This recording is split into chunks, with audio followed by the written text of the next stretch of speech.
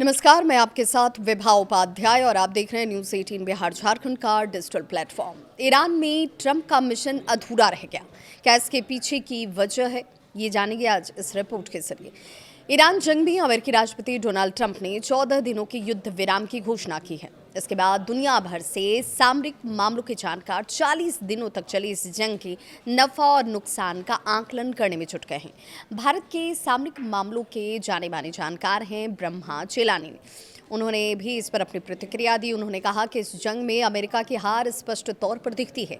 America कम से कम 5 मोर्चों पर बुरी तरह से हार गया। उन्होंने इस जंग में अमेरिकी राष्ट्रपति डोनाल्ड ट्रंप की एक बेवकूफ़ियों का जिक्र किया। ईरान के साथ शत्रुता की समाप्ति, ब्रह्मा चेलानी ने इसे डोनाल्ड ट्रंप के लिए रणनीतिक हार बताया है। उन्होंने कहा कि आक्रामक युद्ध से ट्रंप को कुछ भी हासिल नहीं हुआ, बल्कि कई मोर्चों पर अमेरिका को भारी नुकसान उठाना पड़ा। चेलानी ने एक्स पर अपने पोस्ट में स्पष्ट रूप से 5 प्रमुख मोर्चों पर अमेरिका की हार गिना भी दी। अब एक एक करके जरा देखिए वो कौन से 5 मोर्चे हैं जहां पर अमेरिका की हार हुई।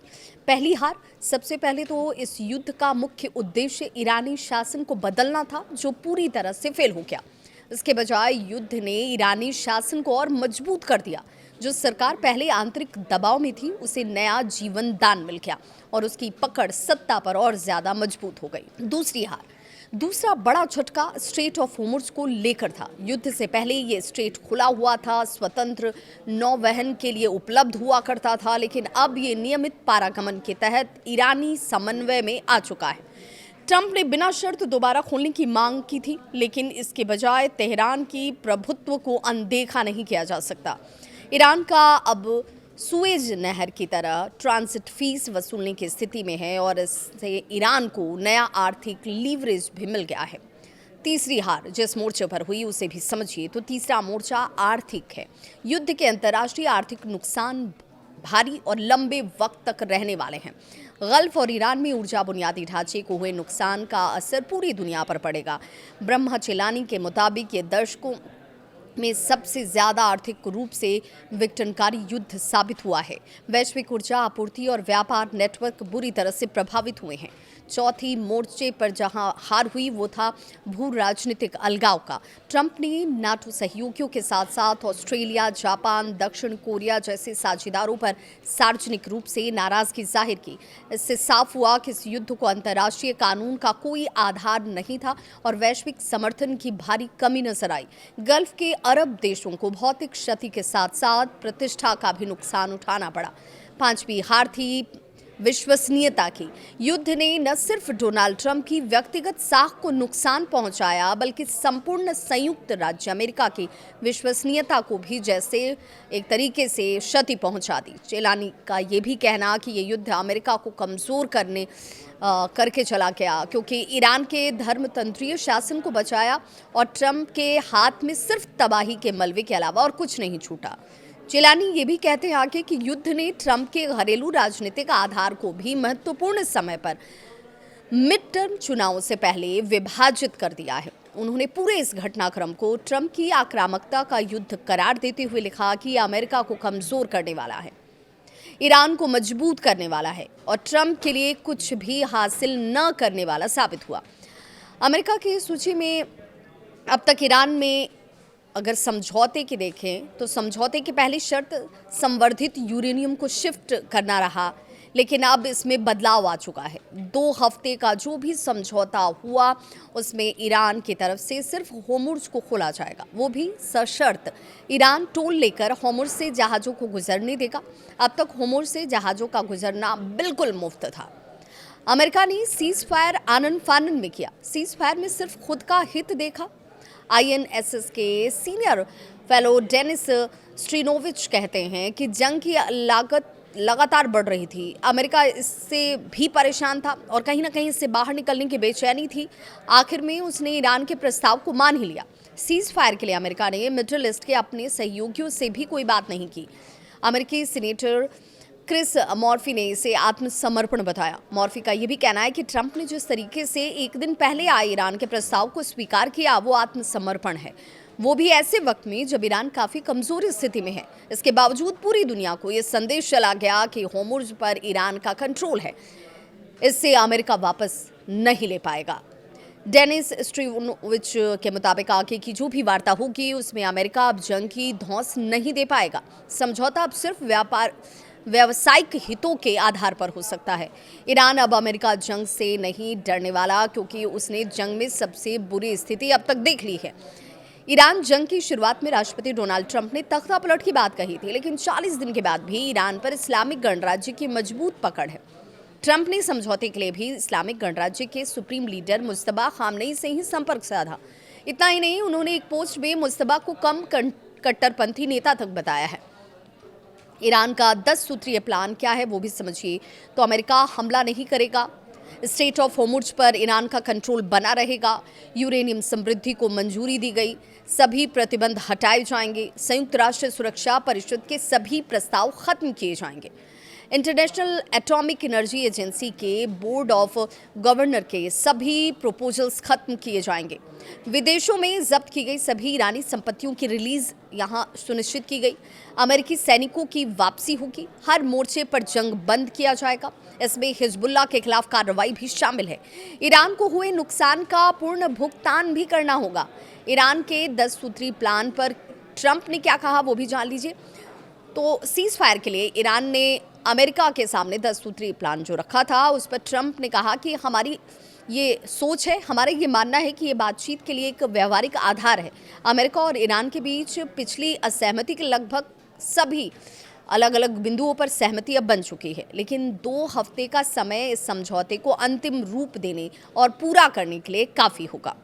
उन्होंने कहा कि ऐसा करने की वजह ये है कि हमने अपने सभी सैन्य लक्ष्य पहले ही पूरे कर लिए हैं और उनसे आगे भी बढ़ गए हैं, और हम ईरान के साथ लंबे समय तक शांति बनाए रखने और मध्य पूर्व में शांति को स्थापित करने से हिचकते नहीं हैं, डरते नहीं हैं, रुकते नहीं हैं। अमेरिका के साथ समझौते को ईरान क्यों बता रहा है अपनी जीत, वो भी जान लीजिए। तो ईरानी सरकार और सरकारी मीडिया अमेरिका के साथ हुए समझौते को वहां के शासन की एक बड़ी जीत के रूप में पेश कर रहे हैं। ईरान के सुप्रीम नेशनल सिक्योरिटीज काउंसिल ने जारी किया एक बयान और कहा कि ईरान ने इस युद्ध में अपने लगभग सभी लक्ष्य हासिल कर लिए और ये दुश्मन एक ऐतिहासिक विफलता का सामना कर रहा है। युद्ध की शुरुआत में ही इस्लामिक रिपब्लिक के नेता अली खामनेई और इस्लामिक रिवॉल्यूशनरी गार्ड कॉर्प्स के वरिष्ठ जनरलों की अमेरिकी और इजरायली हमलों में मौत हो गई थी। ये लड़ाई वहां के शासन के लिए अस्तित्व का खतरा था और एक अस्तित्व की लड़ाई भी थी। इसलिए वे खुद को विजयी मान रहे हैं, क्योंकि वे अमेरिका और इजरायल के साथ 30 से अधिक दिनों तक चले इस युद्ध में टिके रहे और बच भी गए। इसलिए ईरान के इस बयान और ईरान के खुद को विजेता के रूप में पेश करने को अहम माना जा रहा है। बातचीत का एक और दौर फिर से शुरू होने के बीच ये बात याद रखना बेहद ज़रूरी होगा कि अमेरिका और ईरान के बीच भरोसे की बेहद कमी है। पिछले 1 साल में ईरान और अमेरिका के बीच 2 बार बातचीत हुई, दोनों ही बार बातचीत के बीच में युद्ध एक बार फिर से शुरू हो गया। सरकारी मीडिया में ईरान खुद को कितना भी विजयी दिखाए, लेकिन ये बहुत कमज़ोर स्थिति में इस वक्त है। उसकी सेना को भारी नुकसान पहुंचा है, उसकी अर्थव्यवस्था बुरी तरह से चरमरा गई है और सत्ता पक्ष के विपक्ष के साथ बेहद बुरे रिश्ते इस वक्त हैं। साथ ही जनता के भी सरकार को लेकर बहुत अच्छे विचार अभी तो दिखते नहीं हैं। पिछले कुछ दिनों में सरकार ने ऐसे कुछ लोगों को फांसी दी जिन्होंने जनवरी के प्रदर्शनों के दौरान गिरफ्तार किया गया था। ऐसे में सरकार की जनता पर पकड़ कमज़ोर भी हुई और वही स्थिति उन्हें बुरी तरह से इस वक्त दिखा भी रही है। लेकिन साथ ही उन्होंने मांगे ऐसी रखी हैं जिनको मानना अमेरिका के लिए संभवतः आसान भी नहीं है।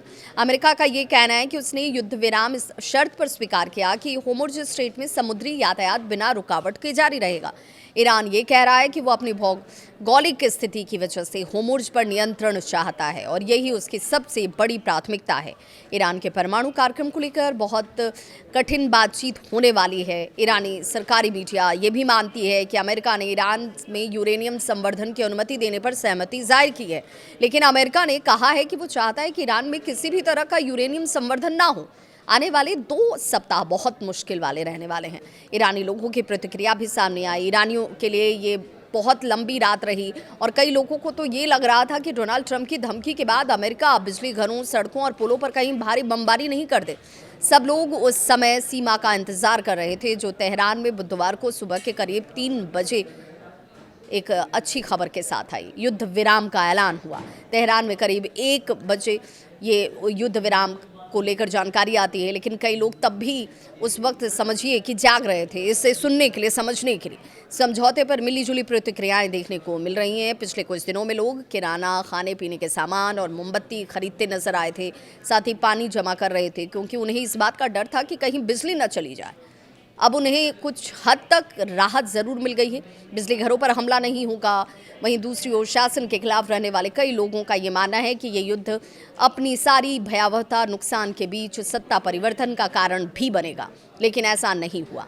अब उन्हें एक ऐसा शासन का सामना करना होगा जो इस युद्ध में घायल हुए हैं, जिनकी अर्थव्यवस्था ढह चुकी है, वहाँ की सत्ता पहले से ज़्यादा गुस्से में है। शायद वो अपने विरोधियों के लिए उदार बिल्कुल भी ना हो। वॉशिंगटन समय के मुताबिक मंगलवार शाम 6:32 पर अमेरिकी राष्ट्रपति डोनाल्ड ट्रंप ने अपने सोशल मीडिया प्लेटफॉर्म पर लिखा कि अमेरिका और ईरान एक पक्के शांति समझौते के काफ़ी करीब पहुंच चुके हैं। उन्हें ये भी कहते हुए देखा गया कि बातचीत आगे बढ़ाने के लिए उन्हें 2 हफ्ते के युद्ध विराम पर सहमति दी गई है। ये बिल्कुल आखिरी पल नहीं था, लेकिन ट्रंप की तरफ से रात 8 बजे यानी कि भारतीय समय के अनुसार बुधवार सुबह 5:30 बजे कह लीजिए, डेडलाइन से काफ़ी ये करीब दिखा। और ट्रंप के मुताबिक इस समय सीमा तक समझौता नहीं होता तो अमेरिका ईरान के ऊर्जा और परिवहन ढांचे पर बड़े हमले करने ही वाला था। ये सब कुछ अचानक से नहीं हुआ। ये सब इस शर्त पर निर्भर है कि ईरान भी लड़ाई रोक दे और होर्मुज़ स्ट्रेट को व्यापारिक जहाज़ों के लिए पूरी तरह से खोल दिया जाए। ईरान ने ये भी कहा है कि वो ऐसा करेगा, लेकिन ये प्रगति मंगलवार सुबह तक बिल्कुल भी तय नहीं लग रही थी, जब ट्रंप ने ईरानी सभ्यता को हमेशा के लिए ख़त्म कर देने की धमकी दे दी थी। इस घोषणा के साथ ट्रंप ने अपनी सबसे तात्कालिक लक्ष्य हासिल कर लिया। हालांकि ईरान ने कहा है कि होर्मुज़ जल डमरू मध्य का जो रास्ता है उसका नियंत्रण अभी भी उसी के पास बना हुआ है। अब अमेरिका और ईरान अगले 2 हफ्ते तक बातचीत करते हुए दिखेंगे, जिससे स्थायी समझौते तक पहुंचने की कोशिश के लिए कुछ वक्त तो ज़रूर मिल जाएगा। ये रास्ता आसान नहीं होगा, उतार चढ़ाव आपको इस दौरान देखने को मिलेंगे, लेकिन बाजार में इसका सकारात्मक असर तो ज़रूर दिखा। ऑप्ट ओवर्स ट्रेकिंग में कच्चे तेल की बात करें तो कीमत कई दिनों में पहली बार $100 प्रति बैरल से नीचे आई, जबकि अमेरिकी शेयर बाजार के फ्यूचर्स में तेज उछाल देखा गया। कुल मिलाकर ऐसा लग रहा है कि बाजार और निवेशकों को उम्मीद इस बात की ज़रूर है कि सबसे बुरा दौर अब पीछे कहीं छूट सकता है। हालांकि इतनी प्रगति भी मंगलवार सुबह तक बिल्कुल तय नहीं लग रही थी, जब ट्रंप ने ये कहा था कि ईरानी सभ्यता को हमेशा के लिए ख़त्म कर देंगे, जिसे फिर कभी वापस नहीं ला जा सकेगा। ये साफ नहीं है कि एक अमेरिकी राष्ट्रपति की इतनी चौंकाने वाली धमकी ने ईरान पर दबाव डाला और उसे उस तरह की युद्ध विराम पर सहमत कर दिया जिसे वो पहले ठुकरा चुका था। लेकिन ये तो साफ है कि डोनाल्ड ट्रंप का ये हैरान कर देने वाला और भड़काऊ बयान, जो इसी तरह के अपशब्दों वाले एक और संदेश के सिर्फ 2 दिन बाद आया था, आधुनिक अमेरिकी राष्ट्रपतियों के बयानों से बिल्कुल अलग। ऐसा पहले कभी देखने या सुनने को नहीं मिला। और अगर ये 2 हफ्तों का युद्ध विराम स्थायी शांति में बदल भी जाता है तो भी ईरान युद्ध और ट्रंप के हालिया बयान दुनिया के बाकी देशों की नज़र में अमेरिका की छवि को बुनियादी तौर पर बदल सकते हैं। एक ऐसा देश जो कभी खुद को दुनिया में स्थिरता बनाए रखने वाली ताकतों के रूप में पेश करता था, अब अंतर्राष्ट्रीय व्यवस्था की बुनियाद जो है उसको हिला रहा है। एक ऐसा राष्ट्रपति जिसने घरेलू राजनीति में परंपराओं और मानकों को तोड़ने में जैसे आनंद लिया हो, अब वही काम वैश्विक मंच पर भी कर रहा है। डेमोक्रेट्स नेताओं ने मंगलवार को ट्रंप के बयान की तुरंत निंदा की और कुछ ने तो उन्हें पद से हटाने तक की भी मांग कर दी। कांग्रेस सदस्य जोकिन्स कास्त्रो ने एक्स पर लिखा कि ये साफ है कि राष्ट्रपति लगातार कमजोर हो रहे हैं और नेतृत्व करने के योग्य ही नहीं रहे। अमेरिकी सीनेट में डेमोक्रेट्स के शीर्ष नेता चक शमर ने कहा कि जो भी रिपब्लिकन ईरान युद्ध खत्म करने के लिए वोट नहीं करेगा वो इसके हर नतीजे के लिए जिम्मेदार होगा। हालांकि ट्रंप की अपनी पार्टी के कई नेताओं ने उनका साथ दिया, लेकिन ये समर्थन वैसा सर्वसम्मत नहीं था जैसा उन्हें अक्सर मिला करता था। जॉर्जिया से रिपब्लिकन सदस्य और हाउस आर्म्ड सर्विसेज कमेटी के वरिष्ठ सदस्य ऑस्टिन स्कॉट ने सभ्यता के खत्म होने जैसी ट्रंप की धमकी की कड़ी आलोचना की। उन्होंने बीबीसी से ये भी कहा कि राष्ट्रपति की टिप्पणियां उल्टा असर डालने वाली हैं और मैं उनसे सहमत नहीं हूं। विस्कॉनिक ने सीनेट रॉन जॉनसन, जो आमतौर पर ट्रंप के समर्थक माने जाते हैं, ने यह भी कहा कि अगर ट्रंप अपनी बमबारी की योजना को लागू करते हैं तो ये बहुत बड़ी गलती होगी। टेक्सास के कांग्रेस सदस्य नेथलियन मोरेन ने सोशल मीडिया पर लिखा कि वो पूरी एक सभ्यता के विनाश का समर्थन नहीं करते। उन्होंने लिखा, ये हम कौन हैं ये नहीं दिखाता और ये उन सिद्धांतों के भी खिलाफ है जिन्होंने लंबे समय तक अमेरिका का मार्गदर्शन किया है। अलास्का के सीनेटर लीजा मुर्कोविस्की, जो अक्सर राष्ट्रपति के समर्थन में नहीं दिखती हैं, अलग रुख अपनाती हैं, उन्होंने भी साफ शब्दों में कहा कि राष्ट्रपति की ये धमकी ईरान के साथ बातचीत में बढ़त हासिल करने की कोशिश कहकर नज़रअंदाज नहीं की जा सकती। हालांकि व्हाइट हाउस का ये तर्क ये हो सकता है कि दबाव काम कर गया। युद्ध विराम की घोषणा करते हुए अपने ट्रुथ सोशल पोस्ट में डोनाल्ड ट्रंप ने कहा कि अमेरिका ने अपने सभी सैन्य लक्ष्यों को पूरा किया और उससे भी आगे बढ़कर हासिल कर लिया। ईरान की सैन्य क्षमता को काफ़ी हद तक कमज़ोर कर दिया गया। हालांकि उसका इस्लामिक कट्टरपंथी शासन अब भी सत्ता में है, लेकिन उसके कई शीर्ष नेता बमबारी और हमलों में मारे जा चुके हैं। फिलहाल अमेरिका के कई घोषित लक्ष्यों को लेकर अभी भी अनिश्चितता बनी हुई है। ईरान की यूरेनियम इनरिचमेंट पर स्थिति स्पष्ट नहीं है, ये उसके परमाणु हथियार कार्यक्रम की नींव है। इसके अलावा ईरान का क्षेत्रीय सहयोगी समूह पर अब भी प्रभाव बना हुआ है, जैसे कि यमन में सक्रिय हुती विद्रोही। और अगर ईरान बिना किसी टोल या शुल्क के शर्त के होर्मुज़ स्ट्रेट को पूरी तरह से खोल देता है तो भी इस अहम जियोपॉलिटिकल रास्ते पर उसका नियंत्रण पहले से कहीं ज़्यादा स्पष्ट हो चुका है। ट्रंप के युद्ध विराम संदेश के बाद जारी बयान में ईरान के विदेश मंत्री सैयद अब्बास अराक्ची ने यह भी कहा कि ईरान अपनी रक्षात्मक कार्रवाई रोक देगा और होर्मुज़ से सुरक्षित आवाजाही की अनुमति देगा, जो उसकी सशस्त्र सेनाओं के समन्वय से तय होगी। उन्होंने ये भी जोड़ा कि अमेरिका ने ईरान की 10 पॉइंट्स योजना के सामान्य स्ट्रक्चर को स्वीकार कर लिया है। इस योजना में अमेरिका से अपनी सैन्य ताकत क्षेत्र से हटाने, ईरान पर लगे आर्थिक प्रतिबंध हटाने, युद्ध के नुकसान की भरपाई करने, होर्मुज़ पर ईरान का नियंत्रण बनाए रखने जैसी शर्तें शामिल हैं। ये कल्पना करना मुश्किल है कि डोनाल्ड ट्रंप इन सभी शर्तों को वास्तव में मान लेंगे। ये संकेत देता है कि आने वाले 2 हफ्तों की बातचीत काफ़ी कठिन और जोखिम भरी हो सकती है। फिलहाल के लिए ये ट्रंप के लिए एक राजनीतिक जीत की तरह ज़रूर दिखाई देता है। उन्होंने एक नाटकीय धमकी दी और मनचाहा परिणाम हासिल कर लिया, लेकिन ये युद्ध विराम सिर्फ एक अस्थायी राहत है, स्थायी समाधान नहीं है। राष्ट्रपति के बयानों और कदमों की और पूरे युद्ध की दीर्घकालिक कीमत क्या होगी, इसका पूरा आकलन अभी किया जाना बाकी है।